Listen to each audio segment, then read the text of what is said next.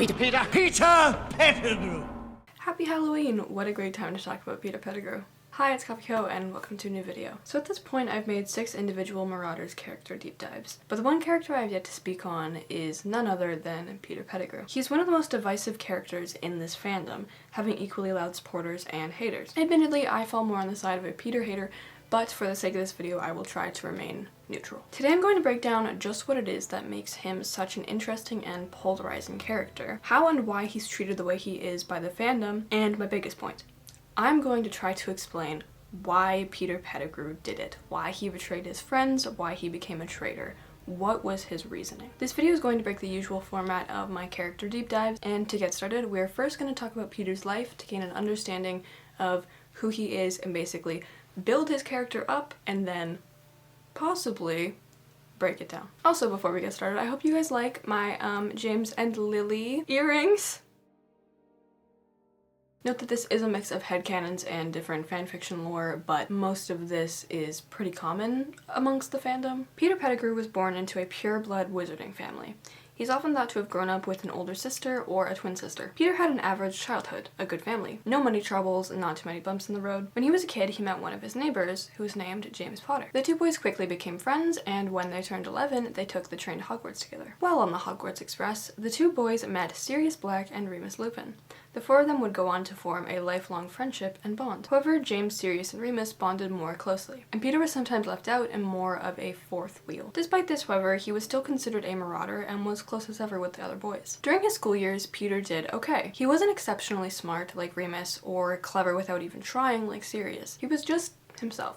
Just Peter. And his grades and experience were pretty average. He wasn't the most popular, but being friends with them did help. He had a few friends outside of the Marauders, including the girls like Marley McKinnon and the others. He was in the chess club and got up to numerous pranks with his friends. During his 7th year, when he had to start planning for his future, he went along with the one that was already set in motion for him. He would work at the Ministry of Magic, a position that was guaranteed by his father. Peter didn't have any giant life goals or motivations, not like Remus wanting to become a teacher or James aiming for professional Quidditch. But Peter was okay with that. He was fine with having a quiet and easy life. Except that during his 7th year at Hogwarts, the war really started picking up and taking a turn for the worst. And while Peter wasn't all that enthusiastic, his friends definitely were. The other Marauders were eager to fight once they'd graduated from school. James, Sirius, and Remus all agreeing to join the Order of the Phoenix to fight against evil. Peter, who already had a future secured, wasn't all that worried about the pureblood mania going around, being one himself. So Peter hesitantly joined the Order of the Phoenix along with his friends, afraid of being left out as he had been before. Everything was going fairly well for Peter in the late 70s. He was in a position where he was making both his family and his friends happy, working both his cushy ministry job and as a member of the Order of the Phoenix. But things took a turn for him in 1980, when for an unexplained reason, which I will obviously be getting into later, Peter decided to turn his whole world upside down. He made a choice that would not only impact him, but everyone who had ever loved or trusted him. He would choose to betray his closest friends and become a spy for Voldemort. And in 1981, when James and Lily went into deeper hiding, Peter would betray their location to Voldemort, leading in both of their deaths at the age of 21. When confronted by a grieving Sirius Black who had figured him out, Peter framed Sirius for the Potter's murders and went into hiding for 12 years. He would later return to Voldemort's side and die alone and forgotten, the second last living Marauder. Before I dive into attempting to figure out why the hell he would do all that, I think it's important to explain how he's been viewed in the fandom over the last few decades, as it shapes many of the reasonings that have been given or written into the most iconic fanfictions. The fandom opinion has swayed how he's been viewed, and it kind of influences how people try to explain Peter. For the longest time, Peter Pettigrew has been viewed as the quintessential villain of the Marauders fandom, excluding Snape. In countless fanfictions across decades, he's been characterized as annoying, weak, cowardly, plain, apathetic, and asinine. When people make Marauders fan art, sometimes they either don't include Peter or draw him as a lot less conventionally attractive than the other characters. He's not nearly cosplayed as often as other Marauders characters, and there's less headcanons and content centered around him. And he's never been in any of the biggest Marauders ships. Jilly, Wolfstar, Dorleen, Jegulus, etc. He's been excluded from the fandom as he was in the lore. In the 2010s, when the Marauders fancast were coming into popularity, He wasn't given an actor as dashing as Aaron Taylor Johnson, Ben Barnes, or Andrew Garfield. He was instead given Dane DeHaan, who isn't as conventionally attractive as the other actors portraying these characters. By the way, this is no hate to Dane DeHaan. I personally think that man is fine. Even with more modern fan casts in the 2020s, Peter is never given the super hot Timothée Chalamet or the stunning Sophie Thatcher. He's always fan casted as more average looking actors, his current big fan cast being Cooper Hoffman. Again, this is no hate to Cooper Hoffman or Dane DeHaan, I'm just trying to prove a point. Along with the continuous thread between his fan casts, an actual issue did arise in the fandom in the 2020s when people started headcanoning Peter as the only fat character.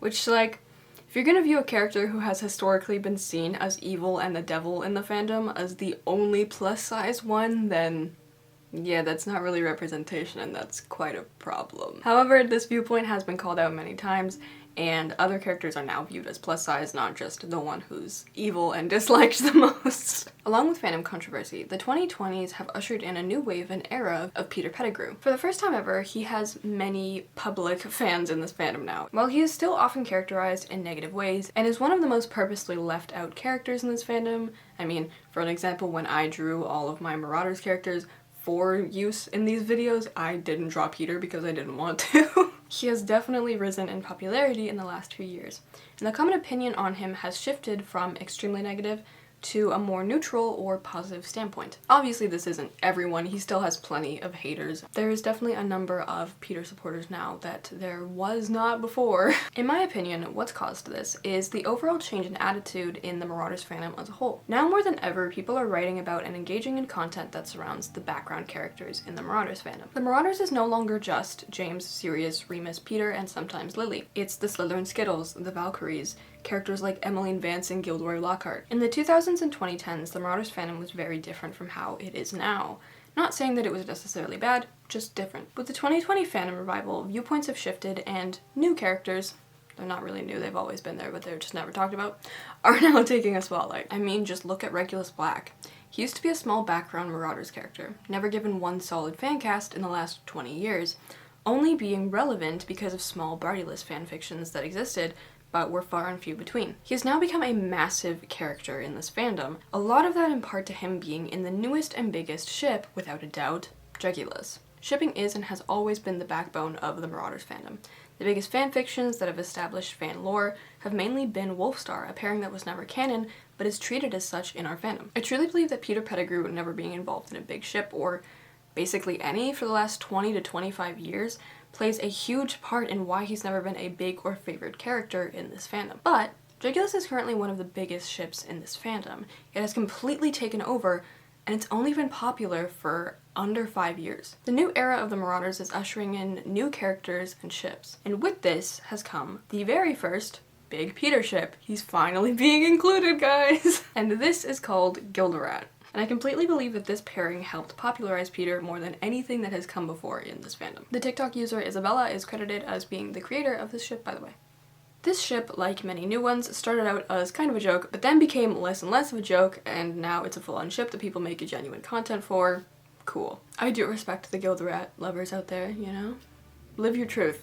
Speak your Gilderat truth. Note, you could argue that Peter and Trelawney was a big ship, but considering that it's not in any of the biggest fanfictions, and people don't actually make content about that ship or Trelawney as a character, I'm not going to count it. Personally, I think that Gilderat has had a significantly bigger impact than Peter and Trelawney ever did. But despite the now more positive associations with Peter and him being a more relevant and included character than before, fandom is still very split on him. And this of course goes back to who he is and what his role is, because after all, Peter Pettigrew can have his fun little ships and be good at chess and be silly, but oh yeah, he's responsible for a majority of these characters we love dying. And he betrayed everyone who was close to him. And he was willing to join the side of evil. Because if Peter is capable of being a silly little character, just a guy, then why did he kill everyone he ever loved? Why? Which brings us to, why did Peter Pettigrew betray the Marauders? I'm now gonna try to answer like the biggest question and debate in the whole Marauders fandom. And this question has hung heavy in the air since, interestingly, there's not a single right answer. It has never been explained why Peter did what he did, so it leaves Marauders fans wondering and questioning the ethics and morals of this elusive character. Peter did what he did, and you're free to interpret why in any way. But if we want an answer, if we want to know why, if we want to sit down and really truly dig into what the hell, here's what we know. Peter Pettigrew was best friends with the Marauders. He was in with the popular kids at school, he had an easy life, but he struggled living up to his friends. He was a very unsuspecting guy, with the most average life you could imagine. Some people viewed him as annoying, while others viewed him as witty. He wasn't the most popular ever, but he wasn't an outcast. He was often left out of Marauders activities, but the four boys still had an immensely strong bond. Peter went along with joining a war because he didn't want to be left out, he wanted to be with his friends. And on Halloween 1981, he made a choice that he would never be able to escape from. When trying to explain why someone would do something so awful, so unspeakable as to betray all their friends, the people they've known their whole life, there's a few rivers of thought that you can go down. You can essentially take the side of Peter Pettigrew was good. He did bad things, but that doesn't make him a bad person. He was forced. He gave into pressure. He let his insecurities get the better of him. He was only human. Or you could take the side of Peter Pettigrew was a bad person. He was a coward. He was weak and bitter and turned on everyone he loved out of sheer jealousy and revenge. All theories and explanations on Peter can be essentially sorted into two ideas, with varying degrees of he's only human and rat bastard. For the sake of neutrality, I am going to explain both sides of the Peter Pettigrew coin, all of the reasons why with more or less justification. So, let's first start off with the more popular side. The side that the Marauders fandom has favored for the last 20 years. In condemnation of Peter Pettigrew. Why did Peter do it? Because he was tired of being overshadowed. Peter for years was never the popular one in the Marauders. He couldn't compare to any of them. He wasn't smart like Remus, charming like Sirius, or witty like James. He wasn't loving like Lily. He was the fourth wheel, the forgotten friend, and the fifth wheel when you include Lily Evans. He trailed after the other boys, desperately wanting to be closer to them, but never actually being so. His own internal struggles and insecurities ultimately holding him back. The whispers of his doubts growing stronger and stronger in his own mind until he didn't view the boys as his friends. They were unreachable, untouchable, perfect. Things that he would never be. James had known him the longest, and yet when he met Sirius, Peter had instantly been replaced, and he knew it. Sirius Black. Now that was James Potter's best friend, his brother.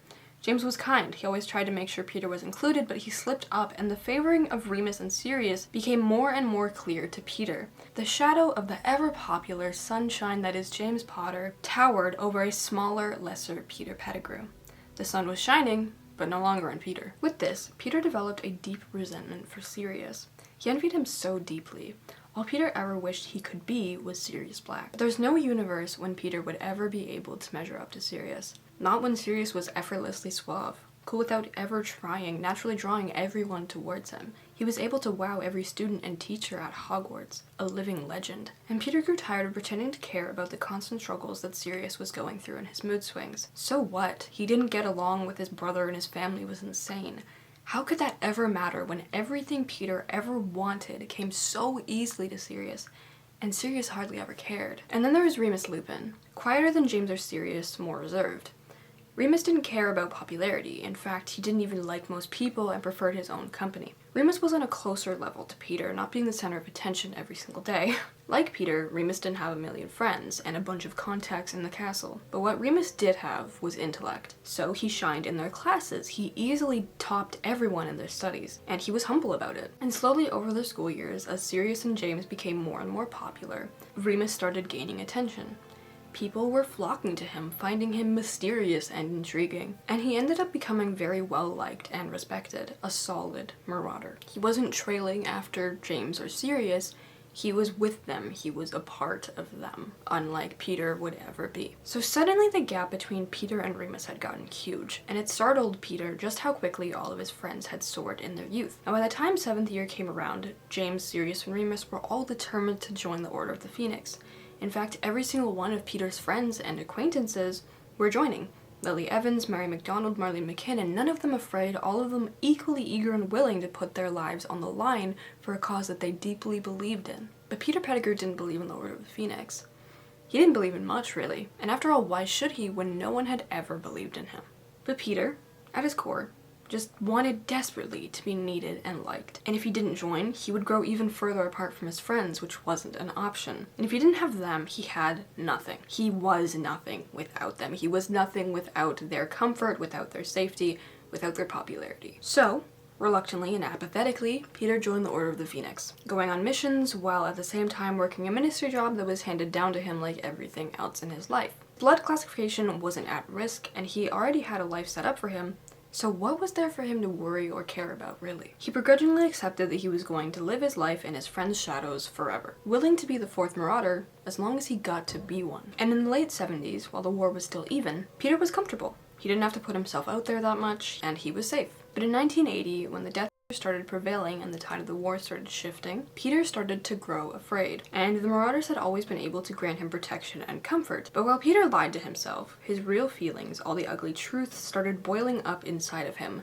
The neglect, the insecurities, the resentment that the Marauders were and always had been a trio. This came to a boiling point when he was approached by Death Eaters. He was asked to turn spy, and for the first time in Peter's life, he was needed, wanted. He was the favored one. He was in control. Instead of watching everyone get further away from him, he was able to grab a hold of them and make them really see him. He was the powerful one now. He was the most important Marauder. And as Voldemort kept gaining more and more power, Peter in turn felt more and more secure in his decision.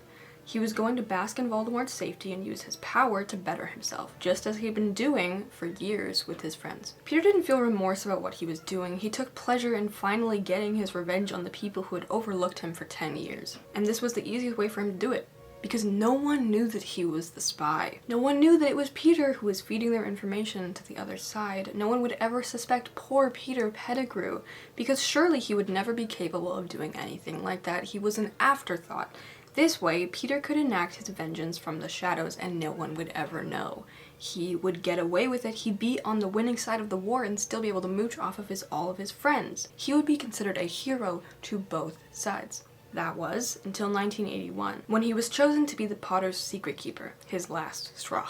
Choosing Peter to hold the most important knowledge because no one would ever think of him. It would of course be Sirius or Remus that James and Lily would trust with their lives, not ever the small and pathetic Peter Pettigrew. Peter took delight in trading their location, willingly giving up information that could physically not be tortured out of him. And Peter had been so close to getting away with it. That was until Sirius, ever the brightest star, figured it out. And when confronted, Peter didn't defend himself, he didn't explain himself, didn't try to offer an excuse or justification. He didn't stick with his chosen side and fight Sirius, taking a leap of courage and putting an end to it once and for all. No, Peter Pettigrew will always be a small and afraid man. So, instead he chose to hide. He chose to run. He chose to frame Sirius. Ever the coward, Peter Pettigrew. Everything Peter Pettigrew did was out of self-preservation and cowardice. He never cared about other people or a cause. All he cared about was being on the winning side of the war and enacting his revenge on people who had ironically truly loved and cared for him. Peter was so blinded by his own doubts and insecurities that he was never able to realize by the end that he was loved for and cared and needed by these people that he had betrayed. He told himself that they hated him, but the Marauders never did. Peter just hated himself. So, that's the answer. That's why Peter Pettigrew turned traitor. He was a bad person, and he did bad things. Full stop, end of discussion. But, what if there was another reason? What if he wasn't a bad person? What if he actually loved the Marauders and they loved him and he could see that? What then? What happens at the end of this story if Peter is good? So, in defense of Peter Pettigrew, the other side of the coin. So once again, why did Peter do it? Because he was scared. And even though he loved his friends, his worries and insecurities got the worst of him. He was pressured or manipulated into turning into a spy. Voldemort and the Death Eaters were obviously watching the members of the Order of the Phoenix very closely, and in doing so observed that Peter was one of the weakest links. Sirius Black had no family, and he would rather die than turn on his friends. There's not a universe where Sirius could ever be capable of hurting those closest to him with intent. Targeting him could never work. Remus Lupin was too clever. He would never leave anything up to chance. There wouldn't be an opportunity to hold anything against him because he had every loose end of his life tied up neatly by the time the war began. You wouldn't be able to use Sirius against Remus because Sirius would never give in and vice versa. And James Potter was the walking definition of loyalty, along with being an incredibly skilled wizard. Sirius, James, and Remus would never fold. They were all too sharp. And so, naturally, that left Peter Pettigrew. Because while Peter loved his friends like no other, he had a loving family, and plenty of weak spots to target. He was an easy target, so it was hardly any trouble for Voldemort to force Peter to do his bidding when threatening his family. Peter had always been an easily moldable and influenced person, so falling for the propaganda and lies being whispered to him was inevitable. At first he would just share small pieces of information, nothing to put anyone in too much harm's way. When pressed to give more information and deluded into being more and more willing, Peter would start giving more things away. Confused because he still loved his friends, but he needed his family and himself to survive.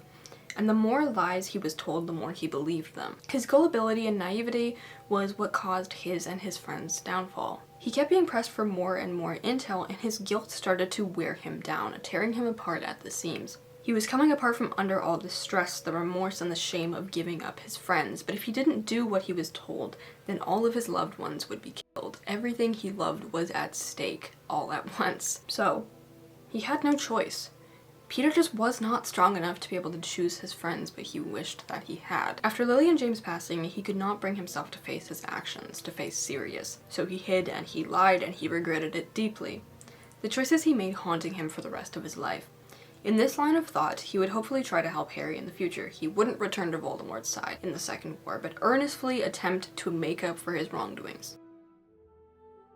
In the end, it's up to you, the viewer, to decide for yourself which side you agree with, what explanation you think makes the most sense, that's the most plausible, that speaks to you the most. If you condemn or defend him, if you think he was truly just in the wrong place at the wrong side, was too feeble-minded for a psychological battlefield, or if you think he's just a rat bastard. It truly depends on what you think makes a character good or evil, how redeemable he can be, if he should be worthy of a defense, or if his actions are completely unjustifiable. I asked my community for their own opinion on why Peter did what he did, and around 20 people gave me different answers. So along with those and my knowledge of Peter, I wrote in my own words an explanation. Interestingly, out of the 19 replies to my post, 8 of them were condemning him, specifically using negative language. 7 were defending him, specifically using positive language. 4 were neutral, using neither positives or negatives, just stating what they believe as fact about him. Note though that out of the 7 defenses of Peter, 4 of the responses mentioned him being threatened or forced to turn. So only 3 out of 19 people defended/justified Peter's actions at face value, which honestly is on par with the fandom. Obviously my sample size is pretty small, but I think it's interesting that it mirrors the common fandom opinion, even being a small sample size. 10 out of 19 of the replies mentioned the reason for Peter's actions being him feeling left out, and 6 out of 19 mentioned the reason being that he wanted power. Thank you to everyone who shared their opinion in that community post. It helped me think outside of the box with this one and think of perspectives that I otherwise wouldn't have included. As for my own opinion on Peter, taking back my neutrality and putting my foot down on which side of the coin I personally fall on. I think if I found his character more intriguing, then maybe I'd want to go with the defense for him. Say, what if he was forced? We don't know, so that I felt free to like this character without guilt. I do think there's interesting parts of Peter Pettigrew, but for me, what's the most fascinating is the idea of him just being pure evil. All the worst parts of my condemnation. The idea of a Peter Pettigrew who is smirking and laughing while Voldemort approached Godric's Hollow is the most interesting to me. I like the idea that Peter was a villain point blank. I will be mentioning the Mystery Productions again. I don't care. I will continue to mention them in every single video I make. I remember watching the unfortunately now unavailable short film called The Last Christmas. In this fan-made film, Peter, James, and Lily are sharing a Christmas together.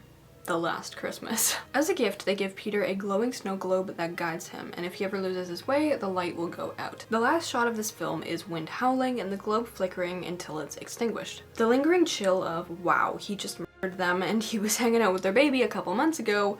What the hell? I'm not a Peter fan, and I never have been, and I highly doubt that I ever will be. Granted, my opinion has probably been set in stone since 2016, because when I joined the Marauders fandom, he hardly had any actual fans. And I think that the most popular Peter fancast that I grew up with really influenced how I view him. That fancast being Dane DeHaan. I think it's very interesting that Peter's current fancast looks a lot more approachable. Dane DeHaan in his acting career has played a lot of villains like the Green Goblin in Spider-Man, or morally gray characters like Lucien Carr in Kill Your Darlings. That man just has a suspicious face, you know what I mean? He looks like, yeah, maybe he did betray all his friends, like that could happen. But the current fancast for Peter, Cooper Hoffman, doesn't have that same effect.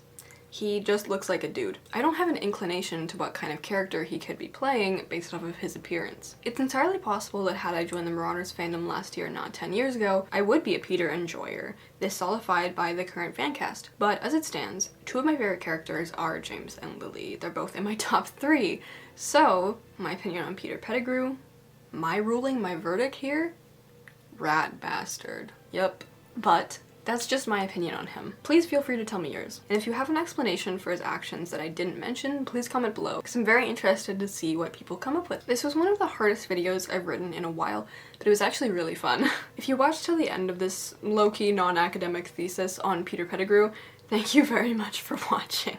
As I mentioned, happy Halloween! Yes, it was very much planned that this video was to come out today. And I will see you guys in my next video. Thank you so much for watching. Bye.